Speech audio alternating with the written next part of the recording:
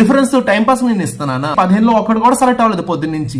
IT software job అనుకున్న వాళ్ళు communication మీద ఫోకస్ చేయకపోతే మీకు జాబ్ రాదు. జాబ్ ఎవరో రిఫరెన్స్ ద్వారా వచ్చినా వెంటనే 1 month 2 months లో పీకేస్తారు. అది మాత్రం జెన్యూన్. ఆల్రెడీ చాలా మందికి పీకారు. వీడికి ఎలా జాబ్ వచ్చింది అనేసి రిస్క్ తో పీకేస్తారు. Communication is very important part. Subject కొంచెం డైనమాలో అయినా కమ్యూనికేషన్ బాగుంటే పర్లేదు, కమ్యూనికేషన్ బాగానే ఉంది కదా, ఇది కొంచెం పుష్ చేస్తే ముందుకు వెళ్తాడనేసి ఉంటది.